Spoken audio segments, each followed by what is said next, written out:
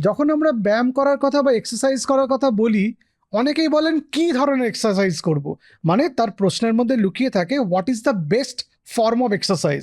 আমি বলবো হাঁটা। হাঁটলে আপনার সবচেয়ে ভালো বডির মুভমেন্ট হয়। প্রথম প্রথম আপনি খুব ভারী ব্যায়াম করতে পারবেন না। হাঁটার অভ্যেস থাকলে বা হাঁটার অভ্যেস তৈরি করলে ভারী ব্যায়ামগুলো গ্র্যাজুয়ালি করতে পারবেন। হাঁটতে গেলে আপনার কোনো স্পেসিফিক জায়গার দরকার নেই, কোনো সরঞ্জাম কিনতে হচ্ছে না, কোনো সময় লাগছে না, কোথাও গিয়ে করতে হচ্ছে না, যে কোনো জায়গায় আপনি করতে পারবেন। হাঁটলে আপনার শরীরের ওজন কমবে, আপনার ডায়াবেটিসের মাত্রা কমবে, আপনার কোলেস্ট্রলের মাত্রা কমবে, আপনার রক্তচাপ কমবে, আপনার ফ্যাটি লিভার কমবে, আপনার ইউরিক অ্যাসিড কমবে, আপনার ব্যালেন্স ভালো হবে, আপনার ইমিউনিটি বাড়বে, আপনার মেন্টাল হেলথ বেটার হবে, আপনার মেমোরি বেটার হবে। সো কেন আপনি হাঁটবেন না? কিছুদিন হাঁটার পরে আপনার স্ট্যামিনা বিল্ড আপের পরে আপনি আস্তে আস্তে এরোবিক এক্সারসাইজগুলো স্টার্ট করুন।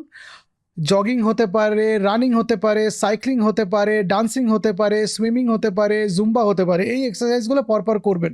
সারাদিনে প্রথমে 10 মিনিট করে হাঁটা অভ্যেস করুন, এক সপ্তাহ পরে 15 মিনিট করুন, তারপরের সপ্তাহে 20 মিনিট করুন, তারপরের সপ্তাহে 25 মিনিট করুন। এরকম করে বাড়িয়ে বাড়িয়ে 30 থেকে 40 মিনিট ব্রিস্ক ওয়াকিং করুন। ব্রিস্ক ওয়াকিং করলে আপনার হার্ট রেট বাড়বে, আপনার রেট অফ রেসপিরেশন বাড়বে, আপনার অল্প অল্প করে ঘাম হবে এবং তাতে আপনার মেটাবলিজম বাড়বে এবং আপনি তাতে হাঁটার বেনিফিটসগুলো পাবেন। সুতরাং হাঁটা পৃথিবীর মধ্যে সর্বোৎকৃষ্ট ফিজিক্যাল ফর্ম অফ এক্সারসাইজ বা ফিজিক্যাল অ্যাক্টিভিটি, যেটা আমি এন্ডোর্স করি আপনার মেটাবলিক ডিজিজের জন্য।